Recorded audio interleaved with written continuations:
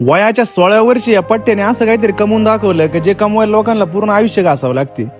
जय शिवराय मंडळी. आपला आहे ना आता शेवटचा पेपर राहिला होता बरं का, त्यामुळे ना आपण डायरेक्ट फुल स्पीड मध्ये निघलो होतो पेपरला. आणि विषय कसा माहितीये का, पेपर टाइम होता 10चा आणि आपण डायरेक्ट घरूनच निघलो 10 वाजता. आणि किती जरी लेट झाला ना तरी पेपरला तर जावंच लागेल ना, कारण आपला विषय ना फक्त फायनलचा एकच राहिला होता. आणि 3 तास वेळ असलेला पेपर आहे ना, फक्त आपण 1 तासामध्ये लिहून डायरेक्ट बाहेर येऊन बसलो. आणि जितक्या स्पीड मध्ये मी बाहेर आलो आणि त्याच्यापेक्षा डबल स्पीड मध्ये आपट्या बाहेर आलो. सगळ्यात उशीर येऊन सुद्धा सगळ्यात पहिले पेपर लिहून जर का बाहेर येत असाल ना तुम्ही सुद्धा, तर तुमच्यामध्ये सुद्धा आपल्यामध्ये एक वेगळं टॅलेंट आहे बरं का. आणि फक्त हे टॅलेंट आहे ना आपल्या देशातून बाहेर नाही गेलं पाहिजे, नाही तर काय सगळे देश आपल्या देशाची बराबरी करायला बसली. आणि मग पेपर वगैरे देऊन झाल्यानंतर ना आपण डायरेक्ट आलो मयूर शेठच्या वावरामध्ये, कारण मयूर शेठने नवीनच बोर मारला, त्याने डायरेक्ट पाणी टेस्टिंग करायला आपल्याला बोललो होतो. आणि वयाच्या 16व्या वर्षी या बहिणी इतकी प्रगती करून दाखवली नाही काय, प्रगती पाहून डायरेक्ट भाल्या भाल्यांना घाम फुटतो. आणि काय मित्रांनो, पहिली ते दुसरीला असताना ना त्याच्या वडिलांचा मृत्यू झाला आणि त्यानंतर ना त्यांची परिस्थिती खालवली गेली. परंतु परिस्थिती पुढे नाही या पट्ट्याने काय हार नाही मानली बरं का. आणि अनेक दिवसापासून पडीक पडलेली ना त्यांची जमीन तिने डायरेक्ट सोन्यासारखी पिकवली. आणि मागच्या 2 वर्षापासून ना शेतीतल्या सगळ्या कामाला आपल्याला मदत म्हणून मयूर शेठ होतो बरं का. त्यामुळे ना आपण सुद्धा याला काही मदत पडली ना तर पाठीमाग वळून पाहत नाही. आणि फक्त मागच्या 6 महिन्यामध्ये नाही भाऊनी एक गाडी पण घेतली आणि घरच्या वावराला बोर पण मारून दाखवला बरं का. आणि ज्यांना कोणला त्यांची लाईफ जास्त हार्ड वाटत असेल ना तर त्यांनी या भाऊला येऊन भेटा आणि याचा संघर्ष एकदा बघा. आणि मग भाऊची एवढी तारीफ केली म्हणजे भाऊकडून कर्ज तो बनतच आहे ना, त्यामुळे भाऊला डायरेक्ट घेऊन आपण आलो हॉटेलला जेवायला. आणि मित्रांनो, आपले व्हिडिओ जर का तुम्हाला आवडत असेल तर लवकरात लवकर आपल्या आयडीला फॉलो करून घ्या.